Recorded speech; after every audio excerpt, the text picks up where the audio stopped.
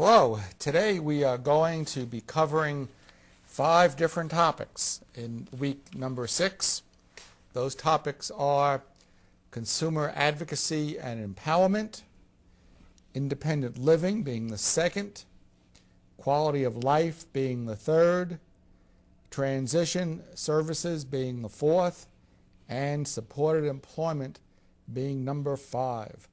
Starting with empowerment, let me go over some concepts, and I took these concepts and the definition of consumer advocacy and empowerment from a lady by the name of Judy Chamberlain, and she indicated that empowerment has a number of qualities and characteristics.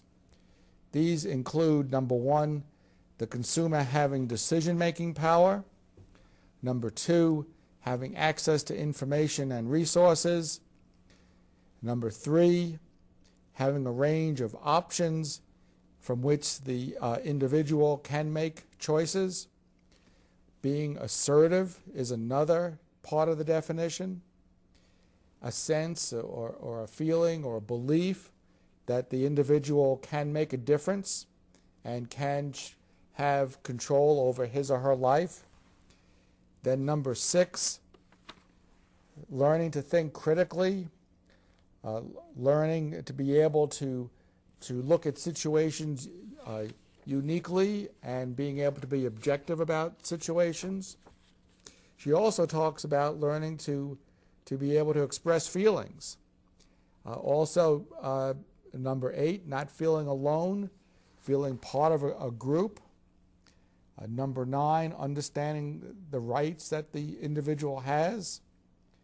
Number 10, affecting change in one's life and in one's community. The 11th one is learning skills such as communication skills and the ability to advocate.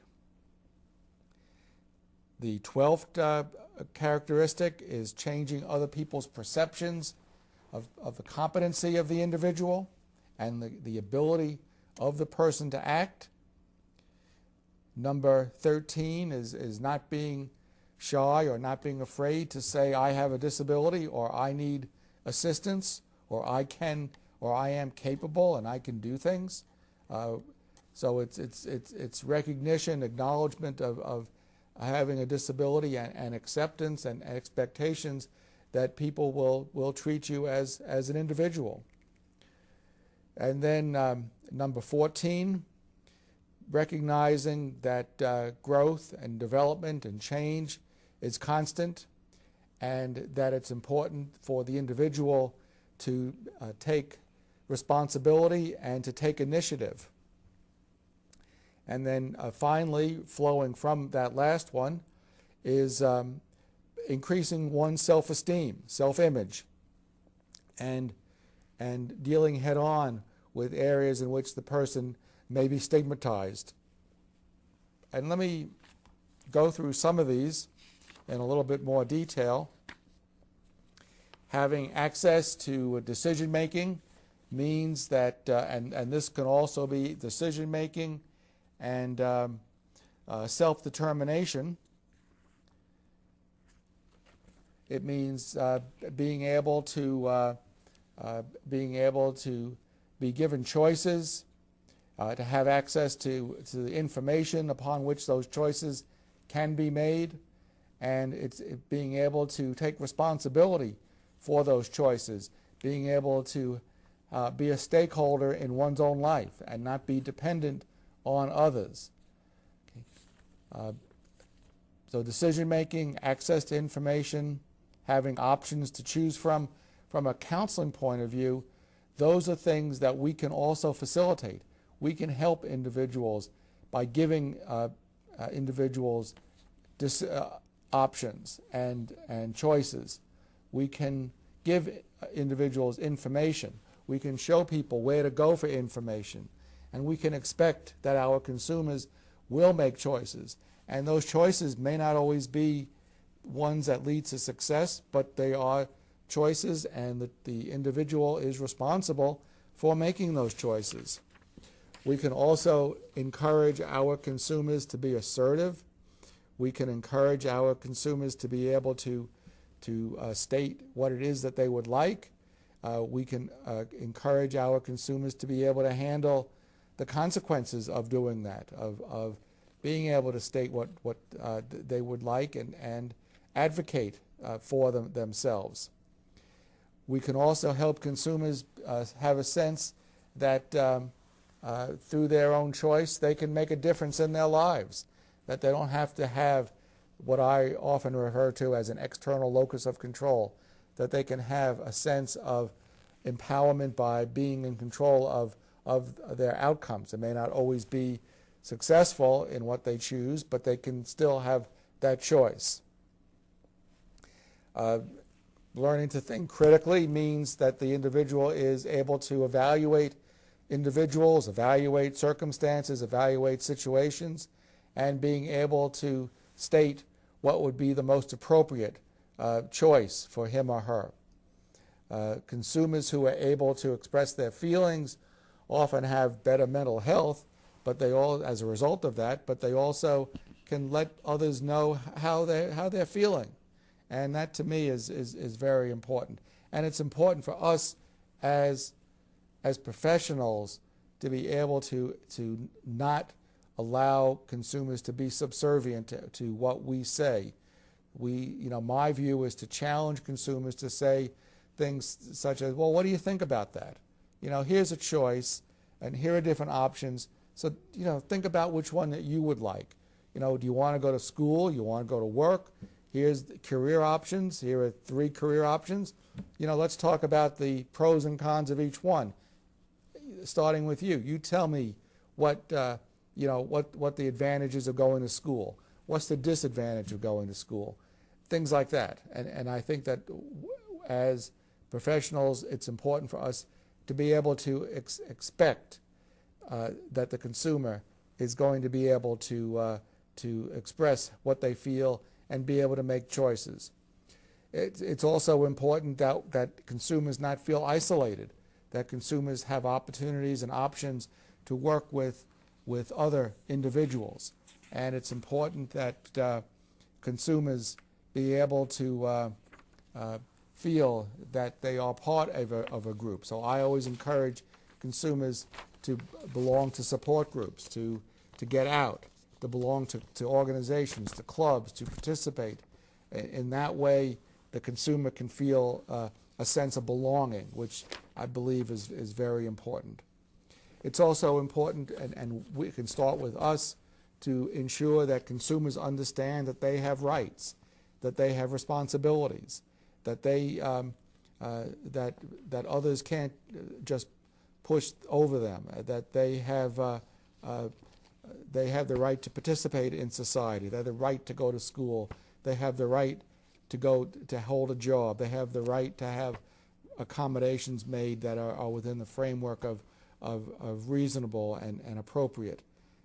And it's important for us, starting with the consumer, to communicate that sense to the consumer, to let the consumer know that that's our expectation for them, that they have certain rights, and along with rights come responsibilities, and that's important so that the consumer does not become dependent on us or dependent on others, and that the consumer has a sense of controlling his or her destiny, and that the consumer is able to be a self-advocate in that sense, and be able to define what would be appropriate in one's life. And I believe, again, that we as professionals can encourage this sort of behavior. And by doing so, the individual can have an impact on others and on the person's community. We can also encourage consumers to learn about responsibilities, about work. We can encourage consumers to be able to be active participants in the community.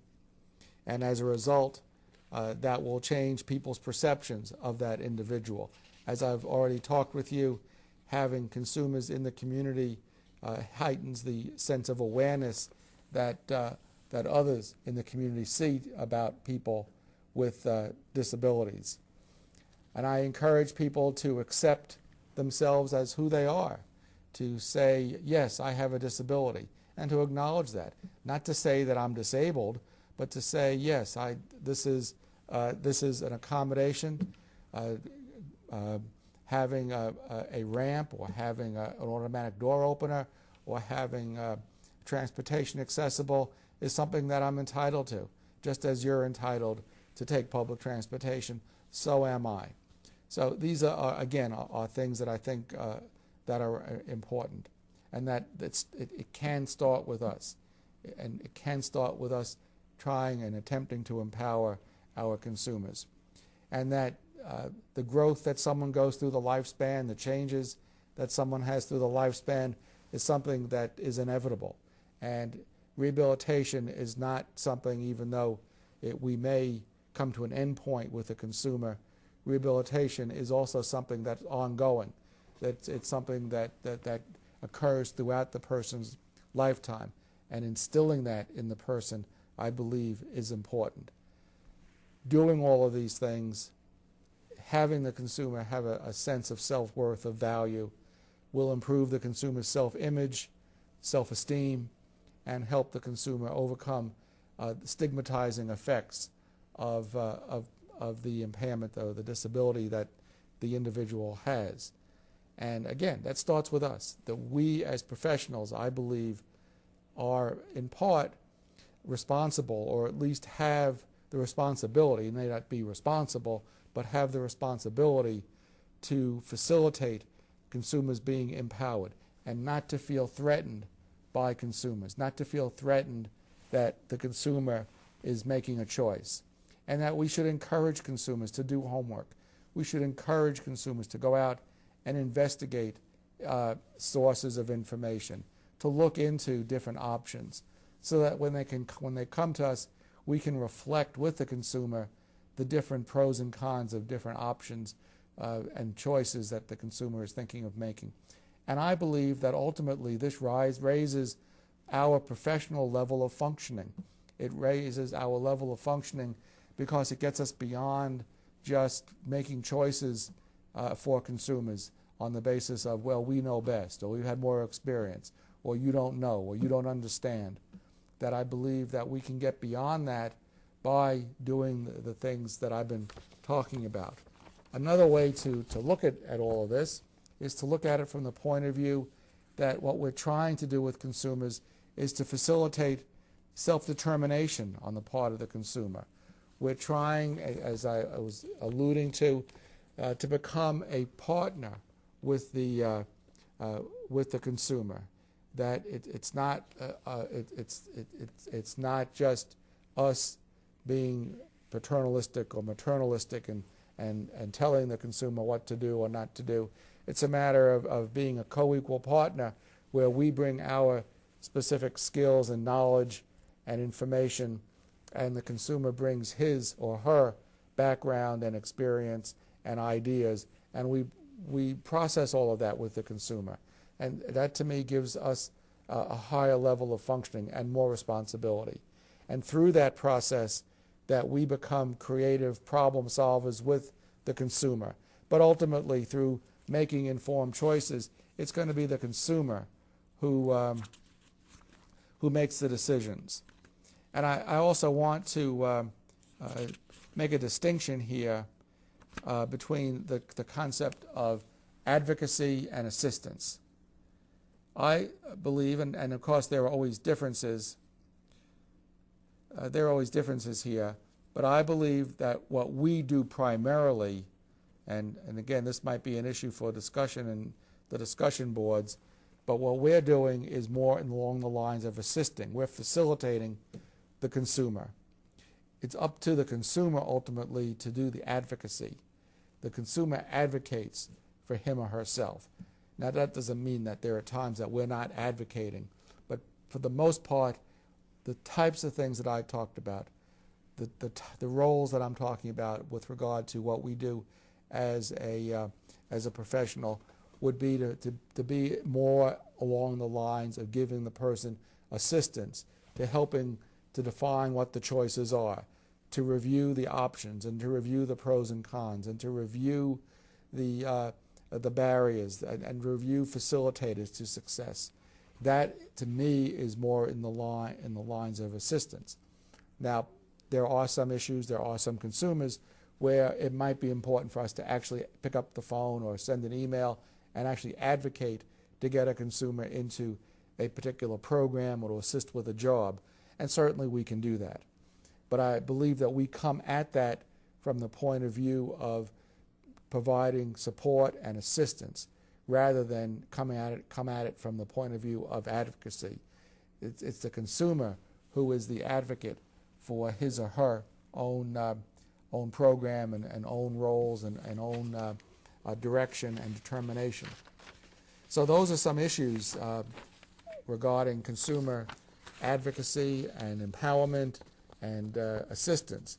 One other thing I want to mention before I move on to independent living is the notion or is the concept that every state rehabilitation agency has what is known, it might be known by different names in different states, but basically it's called a Client Assistance Program, the CAPS. And these are designed to be independent of state rehabilitation agencies. At one time, there were many that were part of the state rehabilitation agency.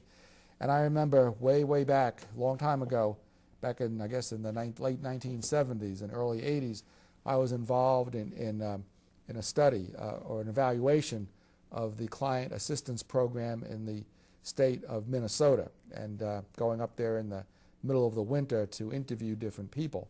But in any event, the client assistance programs or consumer assistance programs were designed to assist persons with disabilities who are interested in applying for services, who were already involved in services, rehabilitation services, and who needed assistance or needed clarification or needed negotiation or needed some sort of other remedy regarding services and regarding programs that they might be eligible for.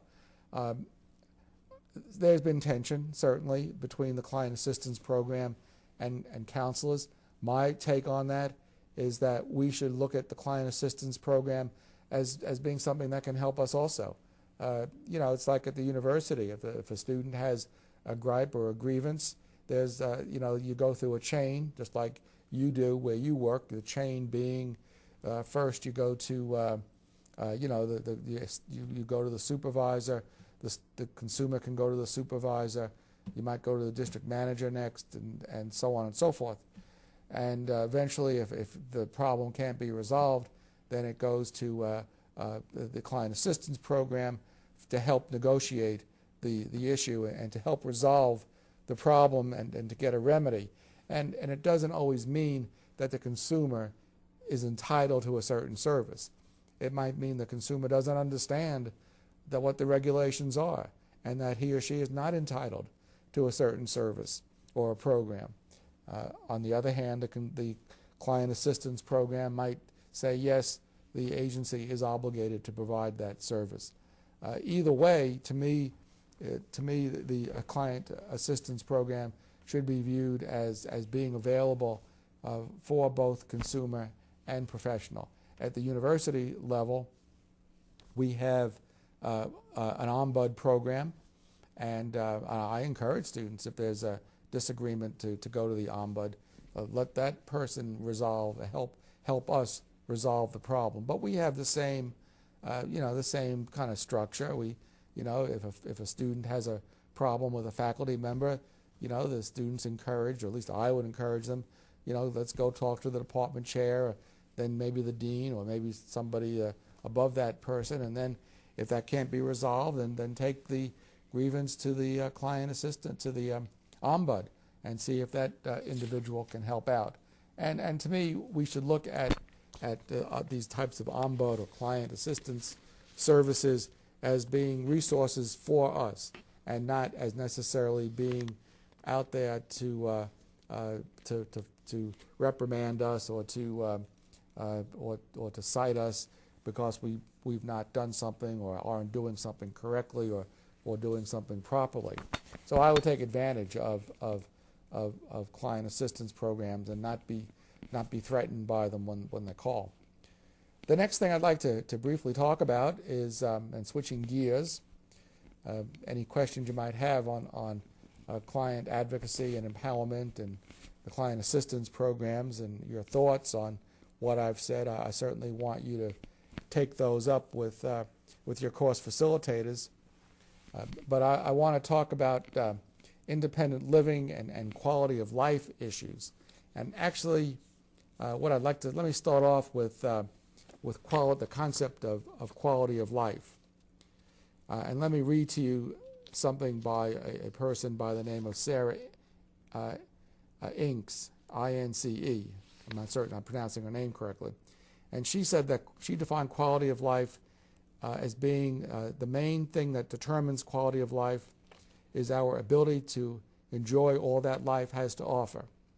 For instance, the ability to walk, to talk, to see, and feel all contribute to our overall quality of life. Interesting that definition in some ways parallels the definition of a qualified individual with a disability from the Americans with Disabilities Act.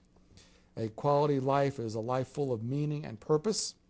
A high quality life is also a life of freedom from tyranny and having the ability to make choices about what you want to do with your time, your beliefs, and what you and how you spend your time shape your quality of life.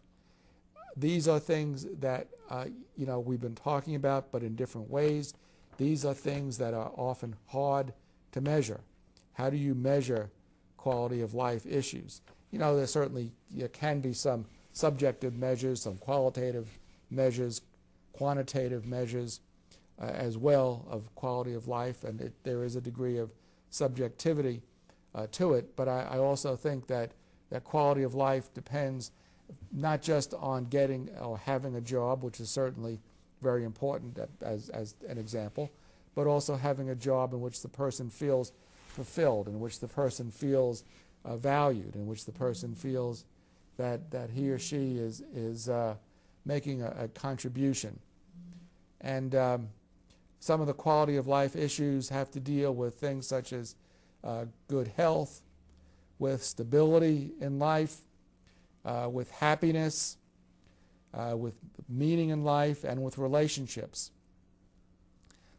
Good health, and of course with disability we want to maximize an individual's ability to be healthy. And we want to maximize the person's ability to be as healthy as possible. That's why it's important when we work with individuals to ensure that they are getting and have access to the medications they need, the treatment they need, the therapies they need, so that their health and their level of functioning can be an optimal level as possible. And we also have to help people to be stable in their lives. And we have to help people be able to plan for the future. If a person doesn't have stability, if they're, let's say, transient, always moving around, they're not going to be able to participate in rehabilitation. So stability in life is important. Happiness is also important. Happiness is difficult to measure, and government doesn't always, because that's part of the foundation of this country, life, liberty, the pursuit of happiness. But happiness can't be mandated. Happiness is something that I think that we have to help people feel satisfied. It comes about through self-esteem. It comes about through being able to feel that we are contributing. That's where we get quality of that quality of life issue, which brings us to the concept of having a meaningful life. A meaningful life is one in which the person has the sense, the feeling of contributing, of being part of a group, of working, of feeling that the work that he or she is doing is meaningful, is important, even if it's just entry-level types of work activities. Having meaning and feeling meaningful in doing that can be very important. And and even jobs that might not be valued in terms of how much they get paid can be very important. The person who cleans the toilets, that's very important. You don't want to go into a restroom that's not been cleaned, certainly. Those things have meaning, and it's important for consumers to feel that those things have meaning. Relationships, as I was saying, people need to belong, need to have a sense of being part of a group. Certainly people at times want to be left alone and be isolated, but to be successful in life, having that sense of belonging is important. Okay, so we've covered consumer advocacy, we've covered empowerment, covered client assistance, and we've covered quality of life. Now we're going to take a short break, or at least we're going to end this video right now, and then I'm going to come back and I'm going to talk about independent living. And then we'll move into transition, and we'll move into supported employment.